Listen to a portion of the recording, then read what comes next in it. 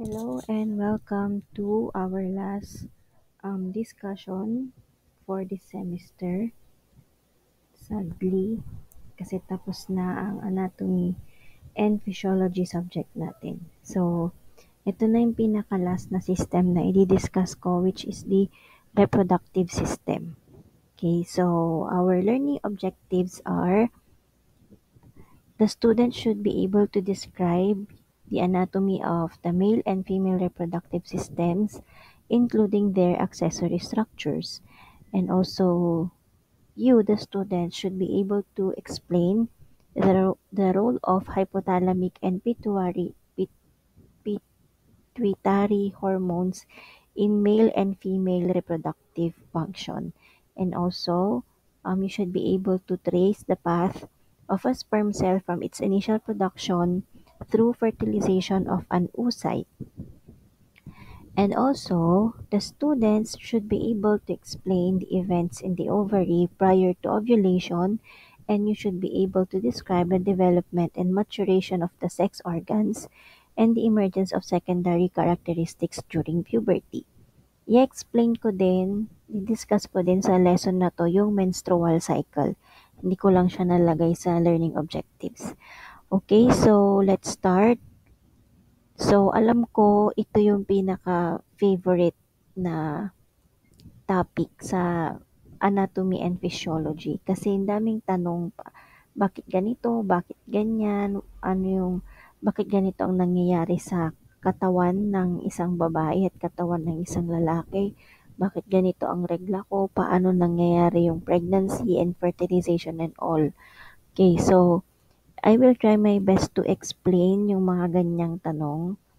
And kung hindi ko man siya nasagot during this discussion, you can personally ask me or message me and let's try na sagutin yung mga questions nyo. Okay? So, reproductive system, marami siyang definitions actually. Pero just a summary, it is a collection of organs. So, anong mga organs na to? Yung genitalias ng both male and female. Okay, so ang reproductive system, it is responsible for sexual reproduction or pag-produce ng offspring. Okay, so kasama din dyan yung mga pag-produce ng gametes, yung sperm and egg. And also, it plays a role in sexual reproduction. Okay, kasama dyan yung mga gonads, sexual ducts, glands, and external genitalia. Okay? So, unahin natin yung male reproductive system. So, before we start with the reproductive systems ng male and female, I want you to be open-minded kasi this discussion is not about wala siyang mali siya. Kumbaga, kailangan siyang pag-aralan. And also, I hope kapag pinag-aaralan nyo tong lesson na to is hindi kayo tumatawa kasi it is for your own learning din. Okay? So, ang male reproductive system, responsible siya for producing sperm. Okay? And also, mayroon siyang ambag sa fertilization and also sa pag-develop ng fetus. So, they work together, yung mga organs sa male reproductive system, they work together para makagawa ng sperm and makapag-transport and mag-mature yung sperm and also makagawa ng semen. Okay, so ano-ano yung mga organs ng male reproductive system? Primarily, unang-una si penis. Hindi penis ha, penis. Yun talaga yung pronunciation niya. Okay, so si penis is ginagamit siya for sexual reproduction, ejaculation, and urination. Okay, so si penis is makikita externally. So sa labas, as you can see in the image on the right side. Okay. Okay, wait lang. So, ang normal size ng penis, so according to studies, Ang average na size ng penis is 3.5 inches or 8.9 centimeters, and kapag flaccid siya or ang tawag nito, or yung malambot siya, matamlay siya, mga 5 inches. Ay hindi, 3.5 inches siya. Pero kapag erected siya or matigas siya, 5 inches or 13 centimeters. So ulitin ko, ang average size ng penis is 3.5 inches or 8.9 centimeters kapag malambot. Okay, so tulog siya. Pero kapag gising siya or erected siya, more than 5 inches or 13 centimeters. So, ang penis, sabi ko kanina, ang function niya is urination. So, it serves as an outlet para sa urine galing sa bladder ng mga boys. And it is also functions during sexual intercourse. So, kapag ang penis is erected, it can penetrate yung vagina. So, sa sexual intercourse, pwedeng ma-facilitate yung delivery ng sperm for fertilization. And kapag ejaculation, um, mailalabas siyang semen. Ganon din naman sa sexual intercourse kasi yung sperm nandoon siya sa may semen. So, ang semen kasi, it is a mixture of sperm and fluids galing sa accessory glands, which is i-discuss ko later on, papunta sa female reproductive tract. Okay? Next we have yung testis. Okay, so si testis naman, also known as testicles. Isa siya sa primary na male reproductive organ. So, responsible siya sa paggawa ng sperm and testosterone. So, si testosterone, hormones ng mga boys yan. So, oval shape siya, as you can see in the picture on the right. Oval shape organ siya na nakikita doon sa scrotum. So, si scrotum is pouch of skin na nasa labas ng body ng mga lalaki. So, yun yung parang sagi, balat siya. Yun yung scrotum. So, sa loob nun is yung testicles. So, next naman si epididymis. So, si epididymis naman, ayan, yung mahabang um, coiled tube. So, ito lang siya ay yung parang pa-curve. Yan. Hindi na yung pataas kasi si vas deferens yan. Okay, so si epididymis, siya yung coiled tube na nakikita sa likod ng surface ng kada testis. So, si epididymis, pwede siyang maging storage and maturation site ng sperm. So, sa sperm maturation, papasok yung sperm cells, yung immature na sperm cells doon sa epididymis galing sa testis. Okay, so yung itong mga immature na sperm cells na to, non-motile sila. So, hindi sila nakakapag-swim. And wala silang ability na makapag-fertilize ng egg. So, kapag napunta na sila sa epididymis galing kay testis, magkakaroon sila ng, mag-undergo sila ng iba't ibang changes or parang stages para maging mature na sperm cell sila. So, una dyan is merong formation of the acrosome or yung cap, yung ulo ng sperm. Yan, mafo-form siya. And pangalawa is magigain na siya ng motility or pwede nang parang mapapractice na siyang mag-swim. And also, magkakaroon ng condensation ng nucleus wherein nandoon na yung DNA. Okay, and also magkakaroon ng pagbabago sa membrane composition. So, ang epididymis naman, kagaya ng sinabi ko kanina, pwede siyang maging sperm storage. So, kapag nag-mature na yung sperm cells, doon lang muna siya kay epididymis until i-ejaculate siya palabas. Okay, so itong mga sperm cells na to, viable sila for several weeks.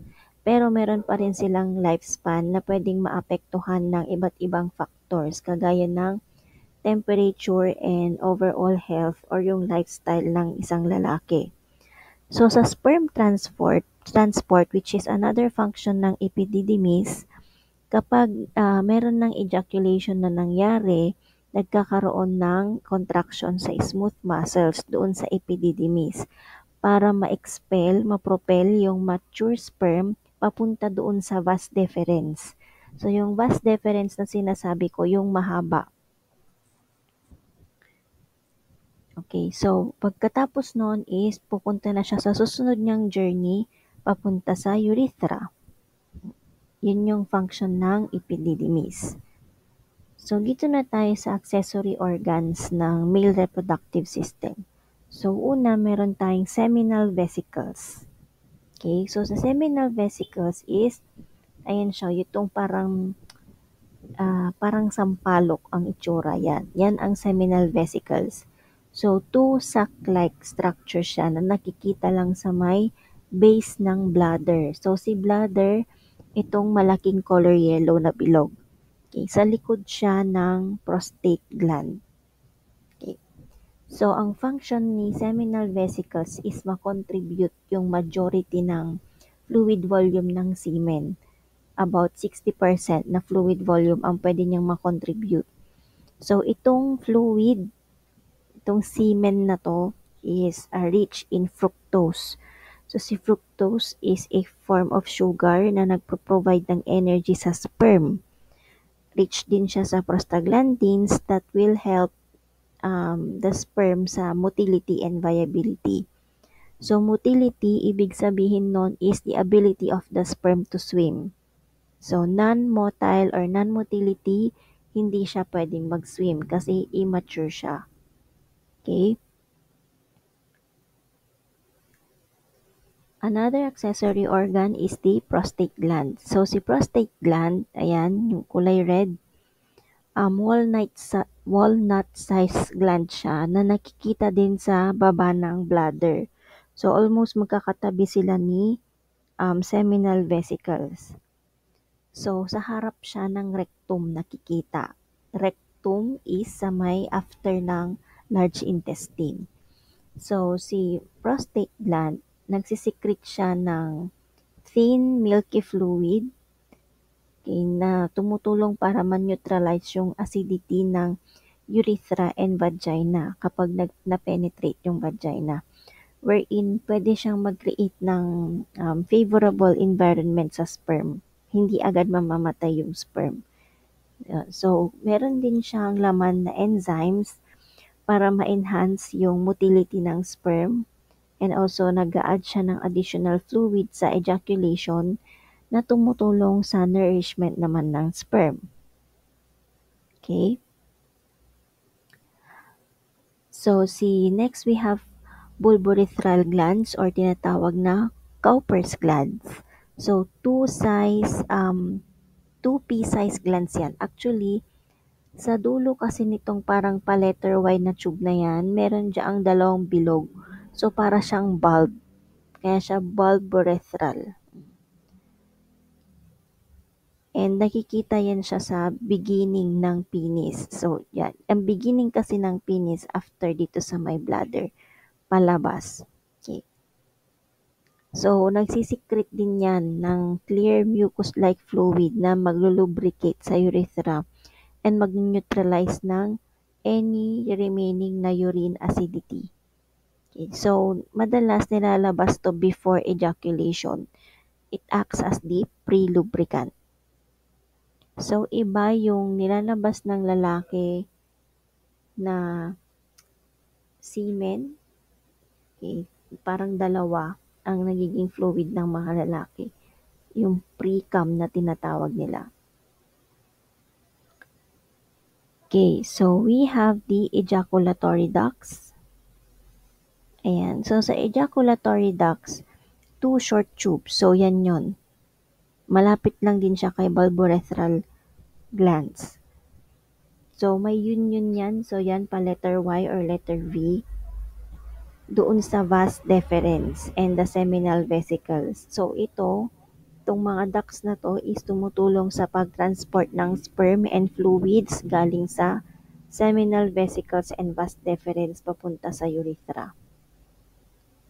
Okay, so si vas deferens naman, yan. So mahaba siya na muscular tube. Ito na yung sinasabi ko kanina. And tumutulong siya sa pag-transport ng mature sperm. So si urethra naman, ayan, nandun naman siya sa penis. So tube yan na um, galing sa bladder papunta sa tip ng penis. So, yan yung passageway, daanan ng urine and semen. So, during ejaculation, siya yung naglalabas ng semen palabas sa ating sa body ng mga lalaki. Okay. So, that ends yung sa male reproductive system, yung organs nila. Let's proceed with the female reproductive system. So, si female reproductive system, ay nawala yung definition na sa baba. Sorry. So, si female reproductive system, collection of organs din siya na gumagawa or merong pinagdadaanan ng mga babae na iba't ibang changes sa tanang buhay nila, sa buong buhay nila. So, responsible ang female reproductive system sa pag-produce ng eggs. Okay, and also pagre-regulate ng menstrual cycle, i-prepare yung uterus for pregnancy and also i-support ang fetal development and i-facilitate ang panganganak or childbirth. Okay? So, ang female reproductive system, meron siyang hormones, particularly si estrogen and progesterone. So, later on, i-discuss ko yan. So, let's go sa internal organs muna ng female reproductive. We have the ovary or ovaries. Dalawa yan. Okay, so ito yung isa sa primary na female reproductive organs. So, they produce and release eggs or tinatawag na ova. And itong pag-produce and release ng eggs is tinatawag na ovulation. And also, nagpo-produce sila ng hormones na estrogen and progesterone, which is very important sa pag-regulate ng menstrual cycle and pregnancy ng mga girls. So, kada ovary, meron niyang thousands of follicles na kada follicle, meron silang hawak na immature egg. So, imagine, thousands. So, ang daming immature eggs. So, maraming babies kung sakasakali. Or maraming months na re-reglahin ang mga girls. Okay? So, next we have the fallopian tube. So, si fallopian tubes or tinatawag na uterine tubes, so dalawang slender tubes yan, left and right, na nag-e-extend galing sa ovaries to the uterus. So, parang siya yung extension, siya yung daanan. So, during ovulation, yung na-release na egg galing kay ovary is magta-travel siya sa fallopian tube. Okay, so ang fertilization nangyayari yan sa fallopian tube, hindi sa uterus ha. Fallopian tube nangyayari ang fertilization. Doon ang meeting place ni sperm and egg cell. So, doon sa fallopian tube is merong cilia or tiny hair-like structures. And also merong muscular contractions para tumulong na ma-move yung mga egg. I mean yung egg na mature na ready for fertilization or menstruation kapag hindi siya na-fertilize. So, additional trivia, kapag ang isang babae is magpapaligate na or ligate na siya, kinakat ang fallopian tube permanently. So, ibig sabihin, pag nakat or naligate na ang isang babae, hindi na siya pwedeng manganak. Kasi ang mangyayari dyan, sa fallopian tube, ikakat yan into, kada fallopian tube nakakat siya into 2. So, parang, imagine nyo yung finger nyo. So, 1 cut, 2 cut, and then yung nagupit na part ng naalis na part ng fallopian tube is i-store or babalik sa pasyente and then itatali yung both ends na pinaggupitan. Okay, so fallopian tube ang um, tawag nito, ang involved pagdating sa ligation or ligate. Ang tawag sa ligate na yon is bilateral tubal ligation or BTL. Okay? So, next naman natin si uterus. So, si uterus, yan, yung malaking V-shape na yan or pear shape. So, diyan nangyayari ang implantation kapag may fertilization na nangyari kay fallopian tube or kapag walang fertilization na nangyari, kakapal yung lining. May explain ko sinong lining yon. Kakapal yung lining and then mag-shed yun ng blood which means meron ng menstruation. Okay, so diyan din, siyempre na-implant na diyan yung, na-implant na diyan yung egg na fertilize. So, magiging baby na siya, magiging fetus na siya. So si uterus mag-expand ng mag-expand yan. So, kung makikita niyo yung mga buntis, yan. So, palaki ng palaki yung tiyan nila kasi nag-expand si uterus. So, si uterus meron siyang 3 layers. So, we have the perimetrium, which is the outer layer. Okay? So, dito siya sa may pinaka, tayo ito, itong left, outside part ng left and right. Okay? And si myometrium naman, siya yung nasa middle layer. So, kapag nagle-labor ang babae, sila ang gumagalaw, sila ang nagko-contract. So, masakit yan. Masakit ang contractions pag labor. Hindi naman agad masakit pag nanganak, no? Kapag nagle-labor kasi, hindi naman agad masakit. Parang sa una, mafe-feel mo na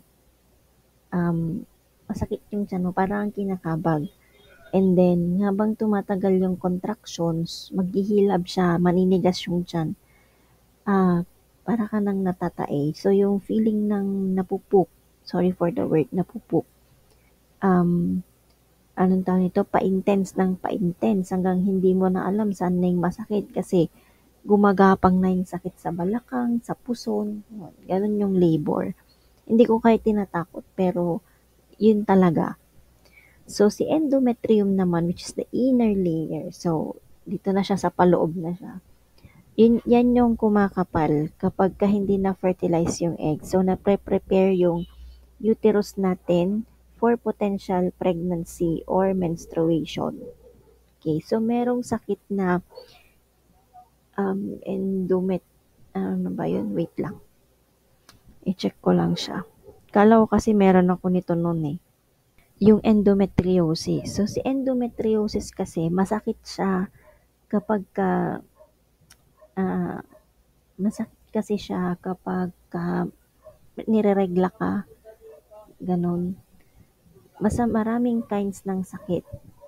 Kaya akala ko noon, meron ako nito, endometriosis. So, para malaman kung meron ka nito, kailangan mong magpa-check up syempre sa OB-GYN or OBGYN.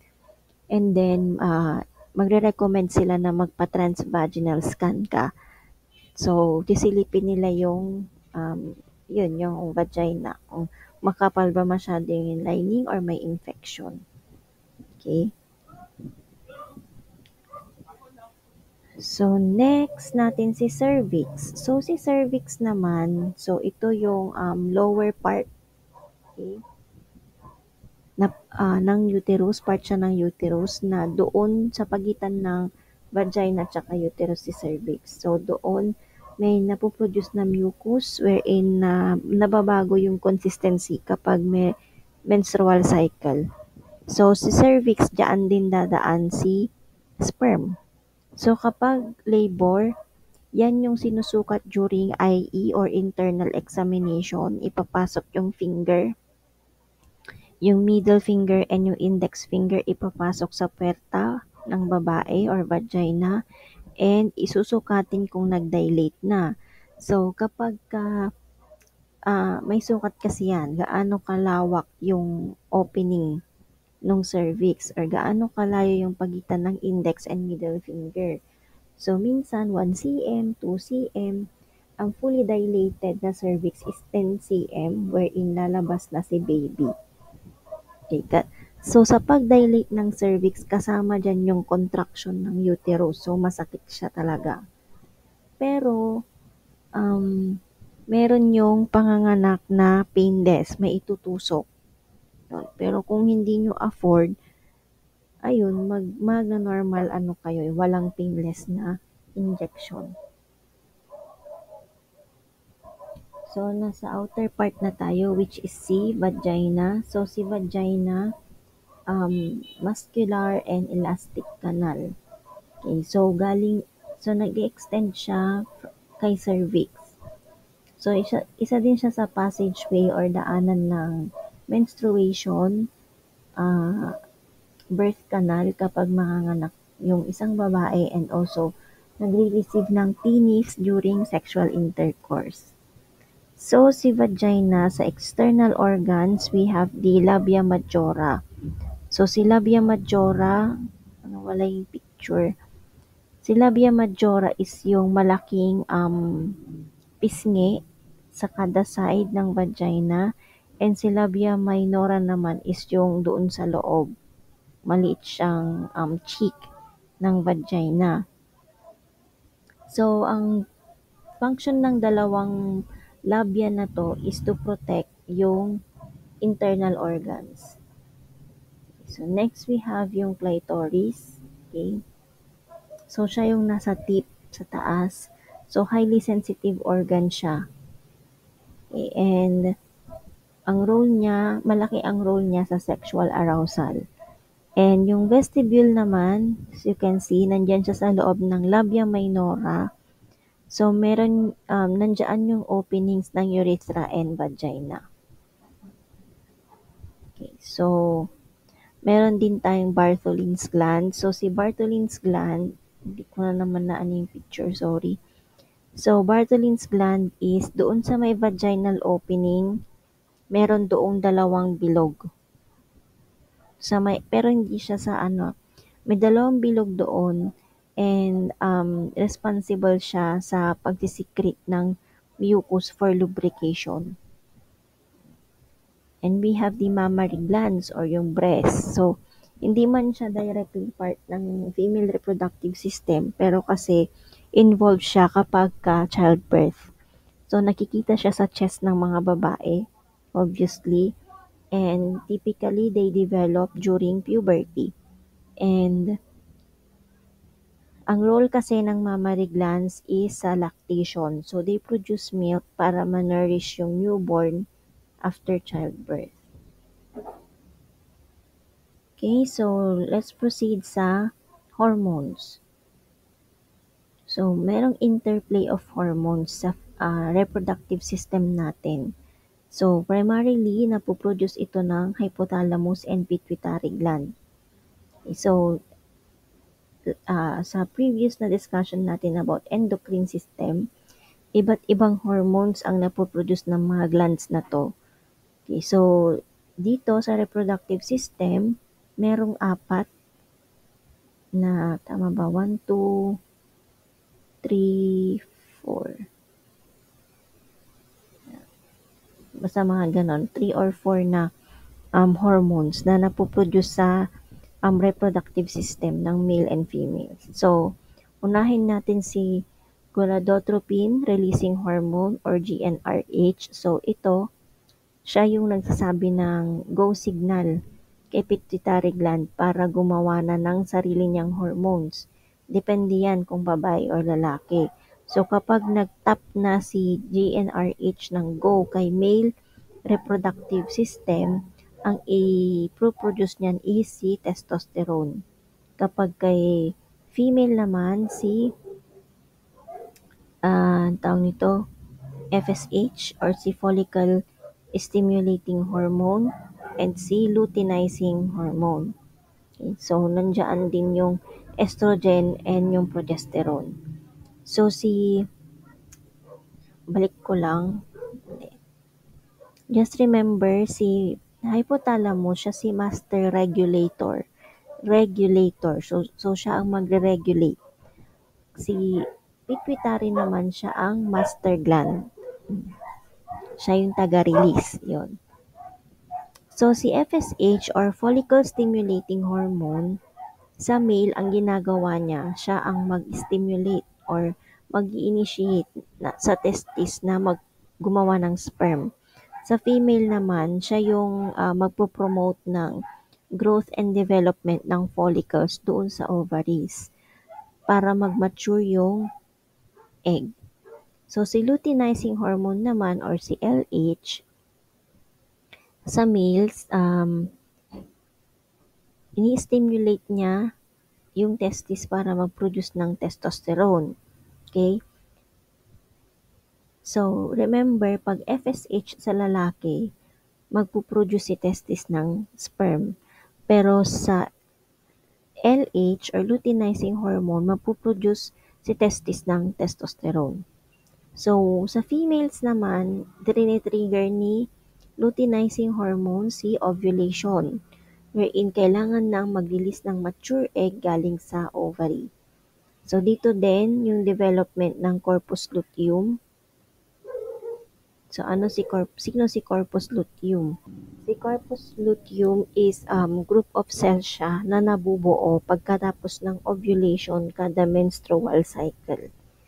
So, itong gumagawa siya ng hormones na pwedeng mag-support sa pregnancy. Okay. So, we have hormonal cascade sa mga males or pathway, paano yung daan ng mga hormones sa mga male. So, una, si hypothalamus, pag meron na siyang go signal from GnRH, isi-signal niya si pituitary gland na mag-release ng FSH or follicle stimulating hormone and luteinizing hormone. So, after nun, si FSH, stimulate niya si sperm na gumawa si testis na gumawa ng sperm. And si LH naman, stimulate niya si testis na gumawa ng testosterone.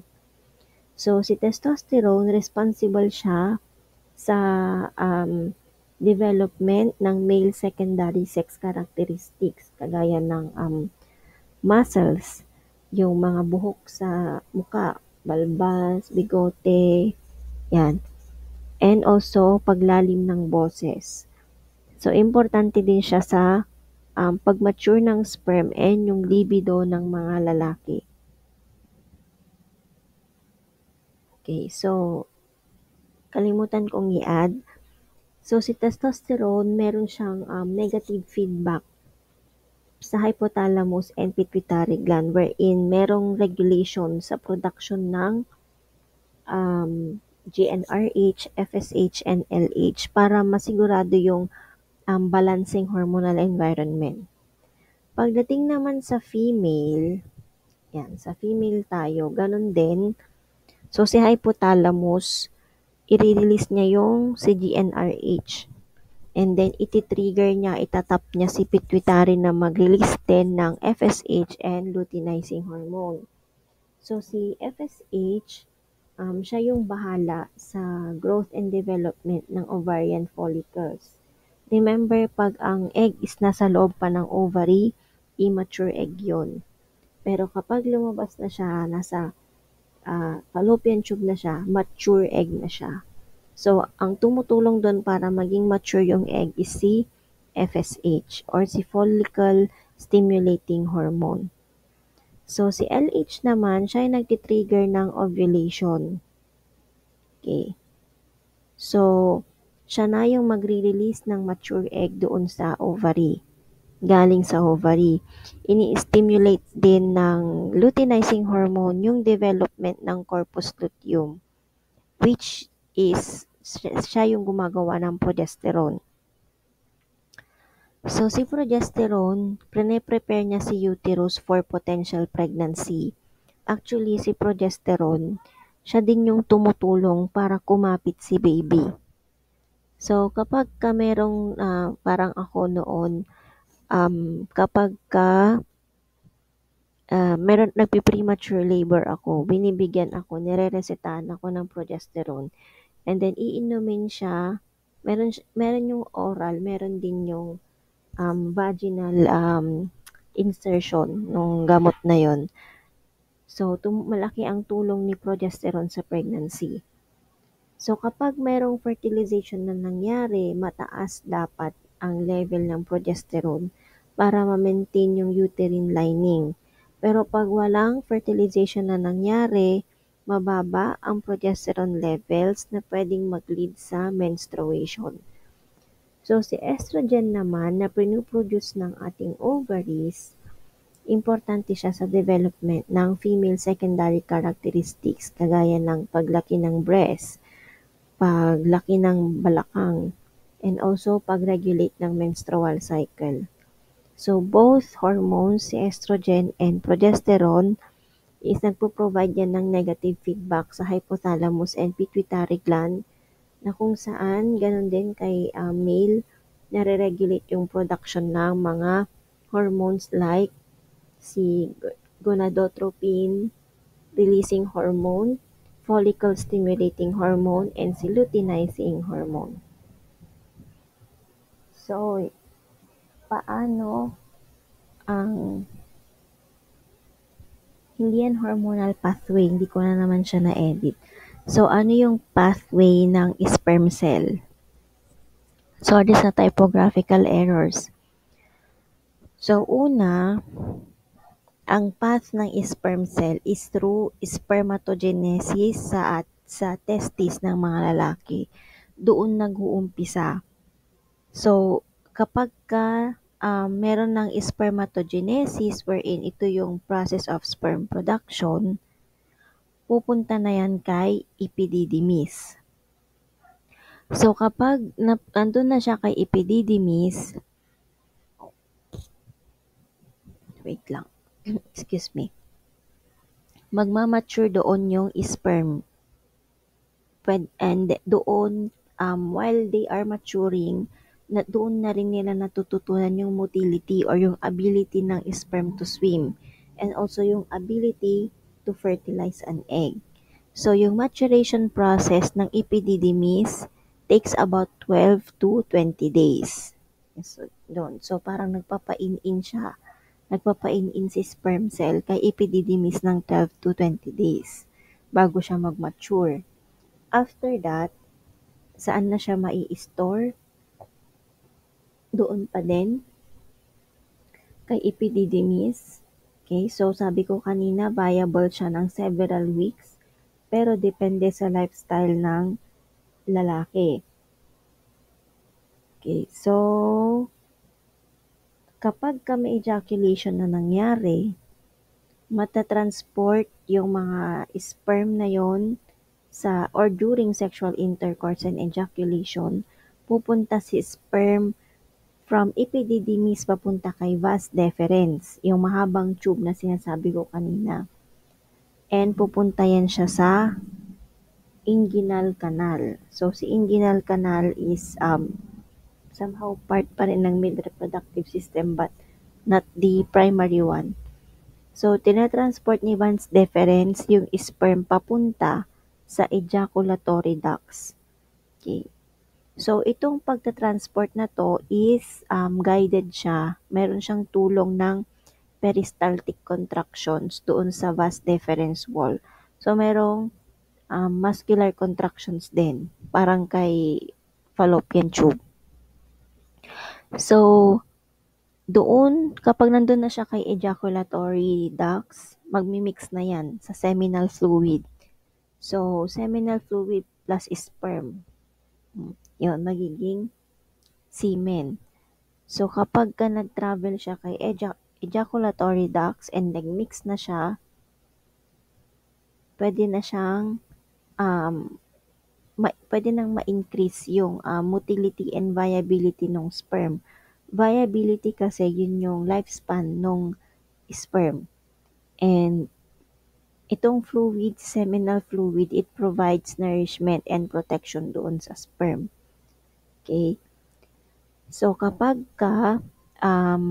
okay na siya, meron na siya, okay na yung motility and viability and also yung nourishment ng sperm, na mix na siya with seminal fluid from the ejaculatory ducts, papasok na yan, dadaan na siya kay urethra. Okay, so si urethra, it runs through penis, yan, na kung saan it carries both urine and semen palabas ng body.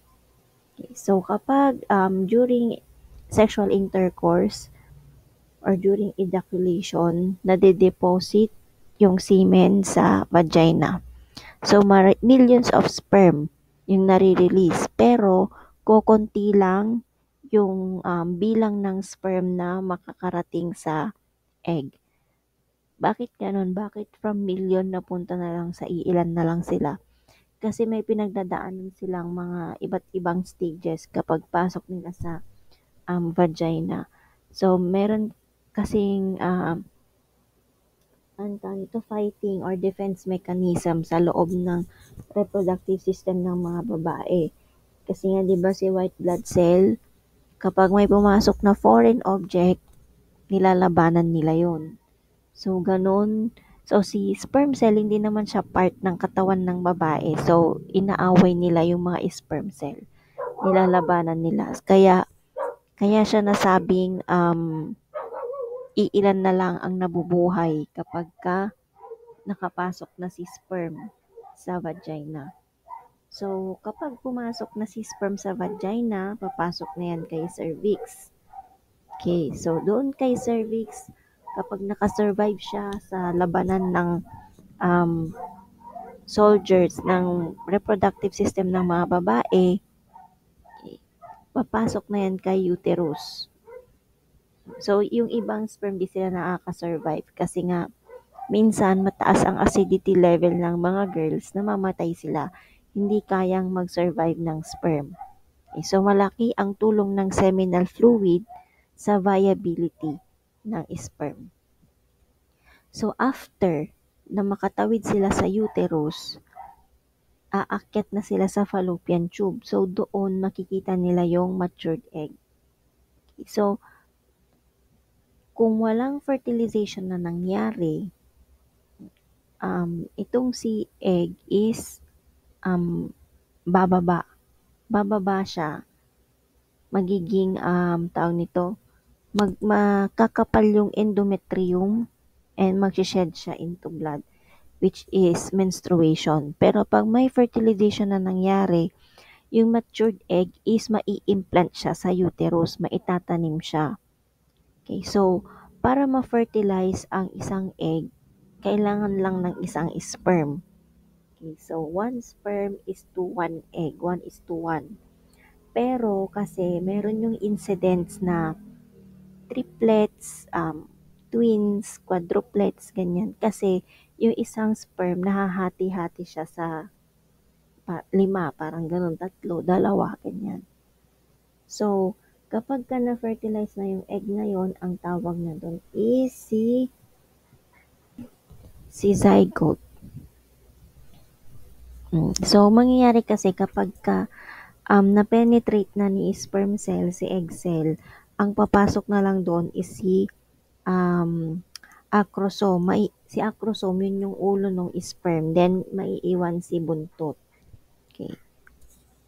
So, mag-fuse silang dalawa para ma-fertilize and maging zygote. So, sa implantation, yan, meron ng mga cell division na mangyayari doon. Yung sinasabi ko noon na mitosis, meiosis, yan, yun yung nangyayari na sa fertilization. Mai-implant siya sa wall ng uterus or yung sa endometrium. So, yun yung beginning ng pregnancy. Okay, so, meron din tayong tinatawag na folliculogenesis wherein ito yung process na involved sa pag-mature ng follicle. Okay, so, yung immature egg, dadaan siya sa proseso na tinatawag na folliculogenesis para maging mature yung egg. Yan. Ko pala natawid yan. So, ano yung nangyayari naman sa ovary bago mag-ovulate, bago yung ovulation? So, una, meron yung primordial follicle formation. So, kapag kapanganak ng mga babae, meron ng milyon-milyon na um, follicles sa ovary ng mga babae. So, kada isang ovary is merong oocyte. So, medyo, ano na siya, medyo malawak na siya, hindi ko na siya i-discuss. So, itong mga primordial follicles na to, dormant sila until puberty. So, ano yung dormant? Hindi sila active. Hindi sila pwedeng ma-fertilize hanggat hindi sila dumadaan sa puberty stage. Susunod si follicular recruitment and growth. So, kapag ka nag-uumpisa ang menstrual cycle, yung mga primordial follicles is tinatawag sila na kailangan nyo nang lumaki kasi kailangan nyo nang mag-mature para meron ng menstruation. So, itong initial growth na to, nai-stimulate siya ni FSH or follicle stimulating hormone. Yan. So, susunod si primary and secondary follicle development. So, dito naman, nade-develop yung growing follicles into primary follicles. Okay. So, wait, nawala ako. Okay. So, yung continuous na paglaki nitong mga secondary follicles na to is nakakarakterize siya sa multiple layers ng granulosa cells. Okay. So, medyo complicated na rin siya pero ang primary and secondary follicle development, it helps sa ovulation. Susunod si tertiary or tinatawag na Graafian follicle formation. So, habang lumalaki yung follicle, nagiging tertiary or Graafian follicle siya na ito yung pinaka-dominant na follicle sa lahat. Ito yung largest and most mature na follicle. So, ready na siyang ma-fertilize. So, sa estrogen production naman, yan, under the influence of follicle-stimulating hormone, itong mga granulosa cells, nagpo-produce sila ng estrogen. So, yung tumataas ang estrogen level during follicular phase. So, sa ano yun? Menstruation or ovulation. Wherein nagkukos ng pagkapal ng uterus, yung uterine lining, para sa preparation ng potential pregnancy or menstruation. So, sa LH surge naman or luteinizing hormone surge, yung pagtaas ng estrogen levels, nakaka-trigger siya ng positive feedback loop doon sa hypothalamus and pituitary gland. So, doon is nagtitrigger yung ovulation. So, kapag nag-ovulate na, ito na yung final maturation ng ating egg.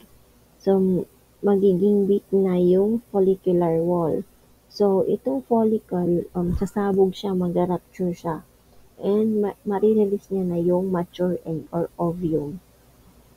So, tapos na tayo doon sa ovulation. Anong nangyayari sa ovary during ovulation? Dito na tayo sa puberty. Wait lang, parang mali yung, ayan. Ayan. So, puberty, isa siya sa period ng babae at lalaki which involves yung physical, emotional, and social changes na nagmamark ng transition from childhood to adulthood. So, ito yung development and maturation ng sex organs and also yung emergence ng secondary sex characteristics dahil yan sa hormonal changes. So, unahin natin si menstrual cycle. So, si menstrual cycle, lang. So, si menstrual cycle, saan yung notes ko? Yan. So, complex. Complex, ibig sabihin mahirap siya And marami siyang proseso. And dahil nga cycle siya, so pabilog siya, paulit-ulit na proseso na nangyayari sa katawan ng mga babae. So ito, menstrual cycle, it may prepare sa potential pregnancy each month or kapag wala ngang fertilization na nangyari, nagiging menstruation. So meron tayong proseso.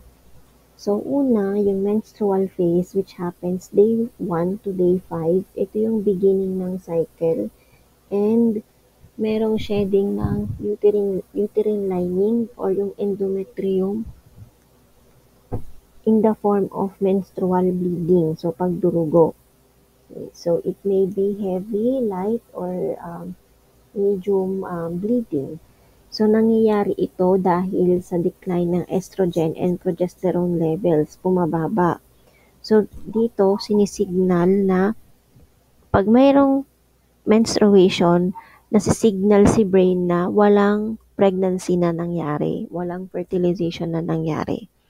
So kapagka nagbi-bleed na ang babae, ika-6th day na after, um, nagre-release si pituitary gland ng follicle stimulating hormone or si FSH. So nasa follicular phase na tayo. So dito, nai-stimulate na naman yung paglaki ng follicles doon sa ovaries. Ito yung mga immature eggs. So kapag nag-mature ang follicles, nag increase yung amount ng estrogen wherein nagko-cause sa uterus na kumapal yung uterine lining or endometrium para ma-prepare sa potential implantation ng fertilized egg. So nangyayari yan day 6 to day 14.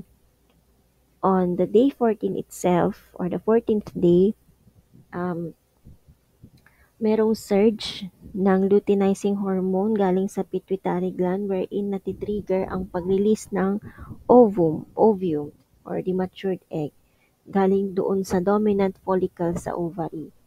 So, sino na ulit si dominant follicle? Siya si Graafian follicle. Okay? Saan na tayo yun? So, itong ovulation, ito yung most fertile period ng menstrual cycle. So, malalaman nyo na pag ang babae is fertile, pag mainit ang palad, ang palm, pag mainit, hinawakan ka, mainit, warm yung palad nila, fertile sila. So, possibility kapag nakipag-sex ang mga girls na fertile, possible silang mabuntis. Yan. So, sa luteal phase naman, day 15 to 28, yan, after the ovulation period, yung ruptured follicle, magta-transform siya into corpus luteum.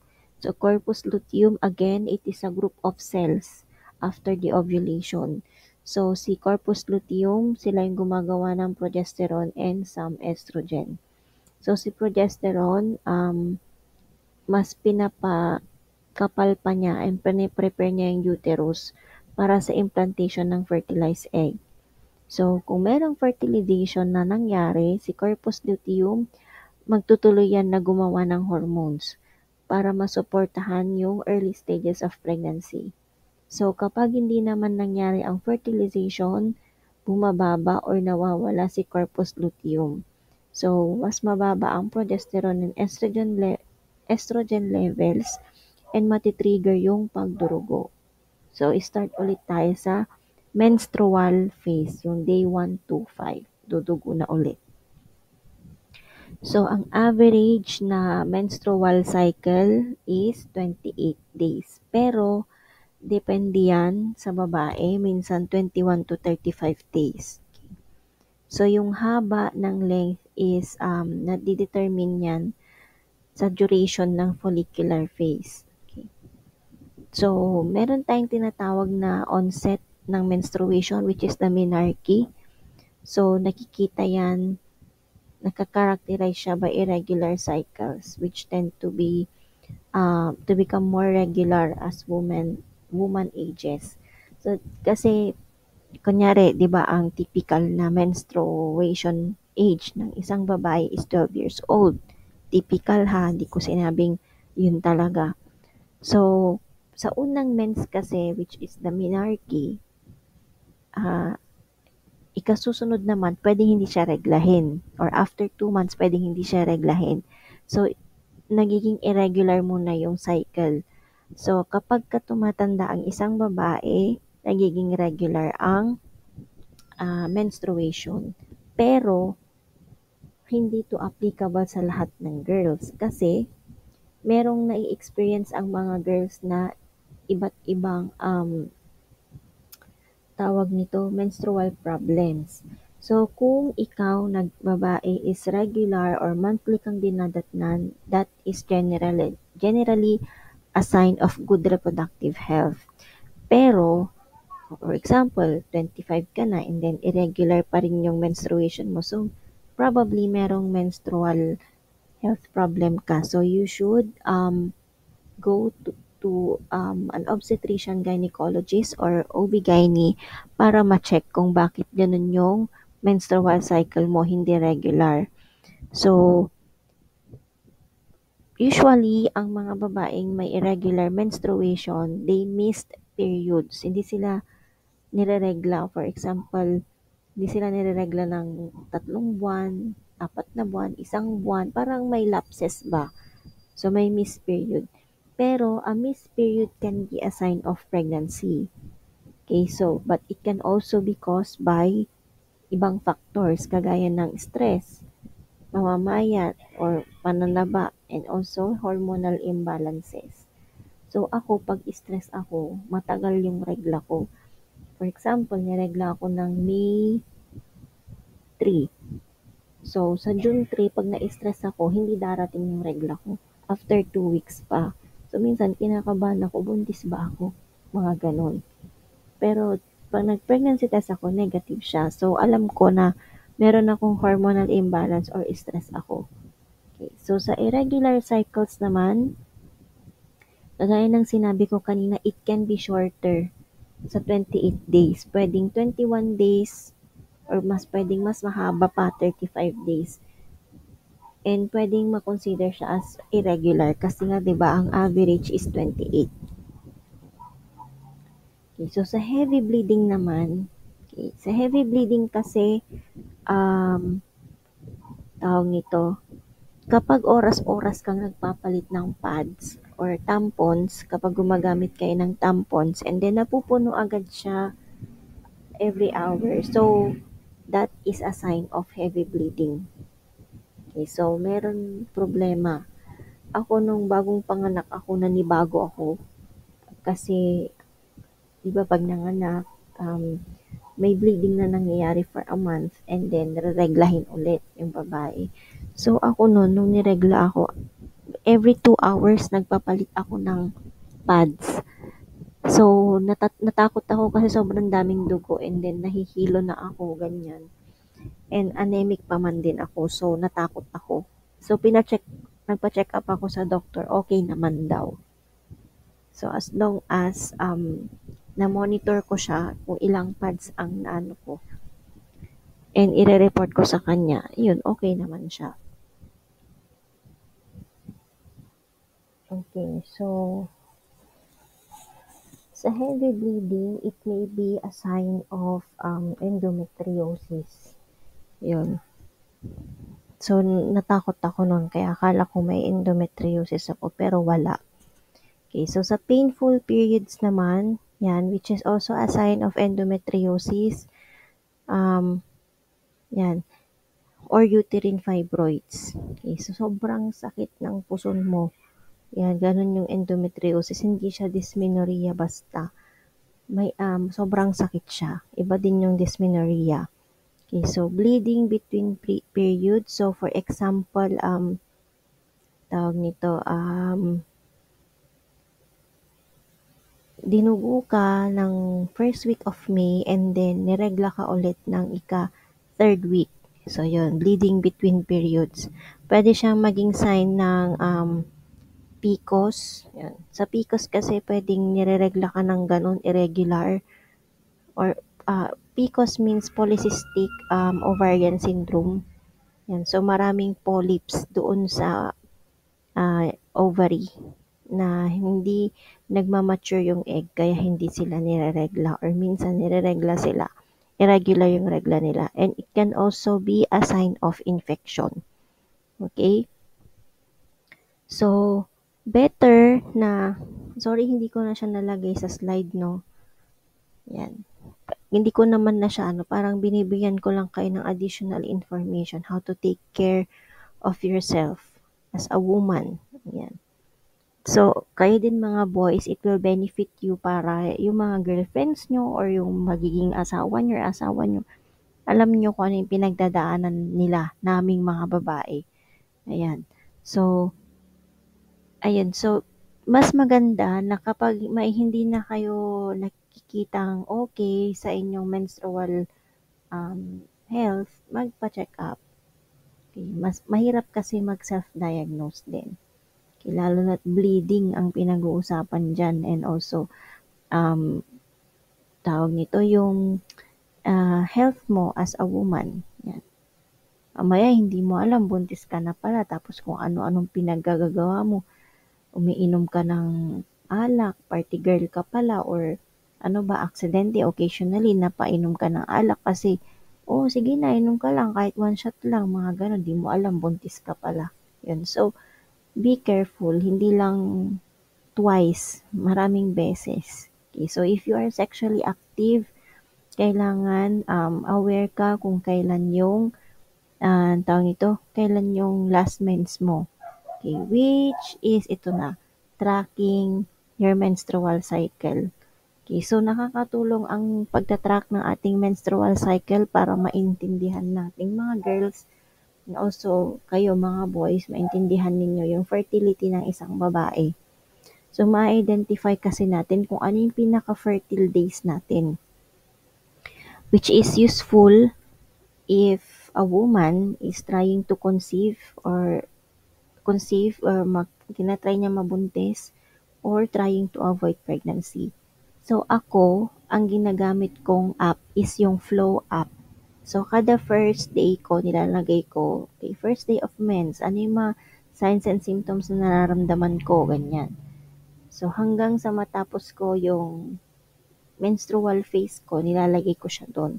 So, kapag okay na, tapos na ako sa day 4 or day 5, bahala na si Flow Up na mag-determine ng kung makikita niya kasi doon, sasabihin niya sa'yo kung um, possible kang mabuntis. Yun. Ganon. Doon din makikita sa app na yon kung high or low yung pregnancy rate. Ganon. So, also, pagta-track din ng ating menstrual cycle is to monitor our health. So, ma-identify natin yung mga irregularities na kailangan nating i-address. Okay. And if kailangan na ba nating magpa-check up, yun. So, doon natin malalaman. So, napaka-importante na matrack yung menstrual cycle.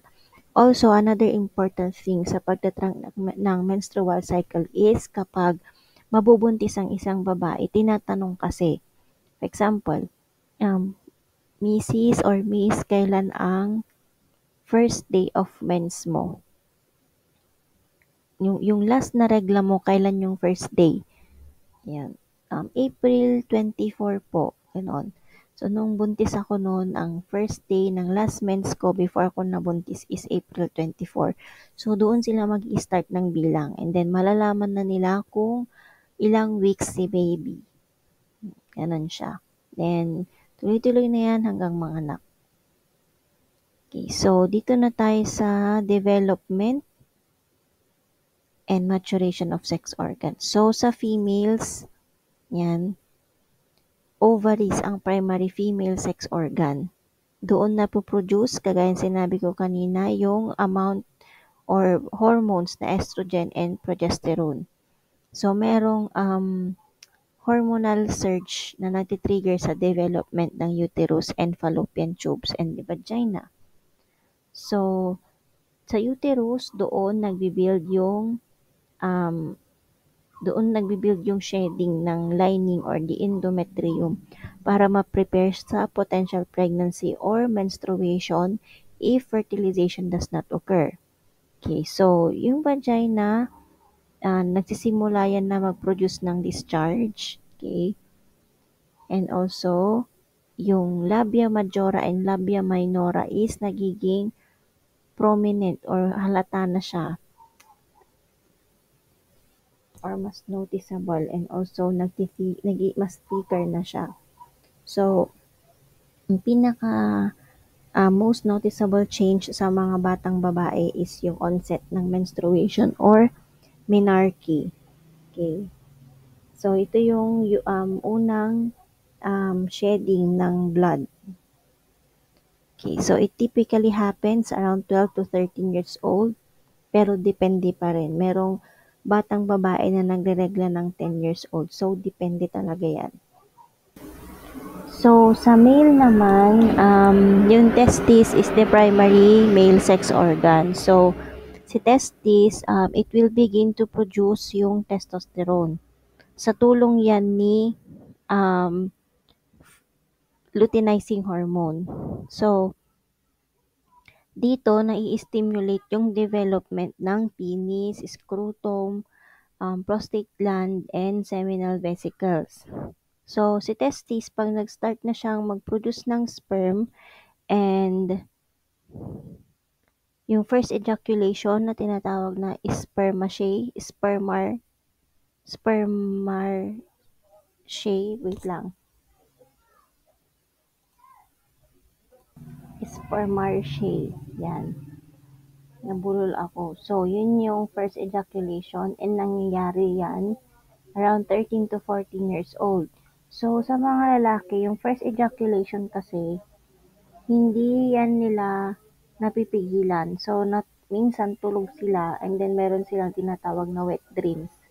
So, yun yung first ejaculation and it happens around 13 to 14 years old. Pero again, depende.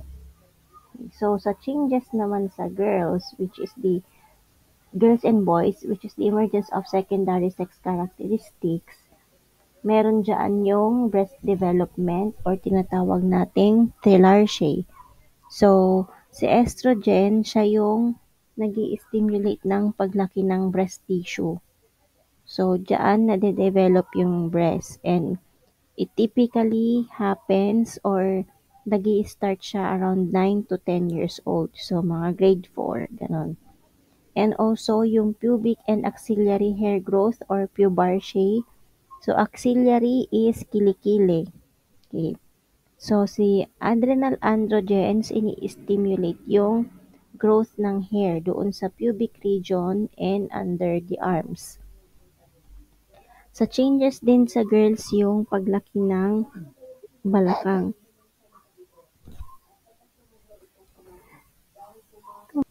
Baka may marinig kayong tumatawa na baby, yung baby ko yon. Hindi yun Momo, ha? Okay, so let's continue. So, sa girls, meron ding widening of hips. So, yung estrogen ang may kasalanan doon kasi merong fat deposition. So, nag-i-store siya ng fat doon si estrogen, naglalagay siya ng fat sa balakang and sa thighs ng mga girls. So, doon merong nangyayaring Coca-Cola shape or female body shape. Also, nagbabago ang balat ng mga girls. Okay? So, kung noon, nung bata-bata pa sila, hindi sila nagkaka-pimple. Ngayon, nagkaka-pimple na sila sa puberty stage. That is because yung increase sa oil production ng sebaceous glands. Okay, so sebaceous glands, puro langis yan, puro oil yan. So, syempre, kapag mataas ang oil production, mataas ang oil sa balat natin, it can lead to pimples, acne, yan. Which is very common during adolescence or puberty stage. So, ang mga girls din, nagbabago ang kanilang mga boses. Okay. Though hindi ganon ka-pronounce or kahalata, pero medyo nag-deep ng konti yung boses. Kung ang dati, ang mga babae is very matinis ang boses nung bata-bata pa sila, pero nung nasa puberty stage na sila, lumalalim na yung boses nila ng konti. So, lumalaki yung or na lumalalim yung boses ng mga girls because of the growth ng larynx or what we call voice box and also yung lengthening ng vocal cords. Okay? So, what are the changes in boys naman? So, sa boys, facial hair growth. So, ang may kasalanan dyan si testosterone. Kasama dyan yung um, balbas, bigote, and yung sideburns or yung patilya. Yan. And also, lumalalim din ang boses ng mga lalaki. Mas lumalaki yung larynx. Kaya medyo malalim or lumalim ang boses nila. And also, may muscles na sila. Mas visible kaysa sa mga babae. Yan. For a while. Also, meron din silang body hair growth. So, si testosterone din ang may kasalanan dyan. So, meron din silang pubic hair, axillary hair, and chest hair. Pati din sa mga legs. Nagkakaroon sila ng hair doon. And also, yung skin, nagbabago din. So, nagkakaroon din sila ng increase oil production. So, minsan, maswerte na lang yung mga lalaki at babaeng hindi nagkaka-pimple, yung paisa-isa lang. Pero mostly during puberty stage, talagang breakout palala. Okay? So that ends our discussion for the reproductive system. Thank you very much for listening.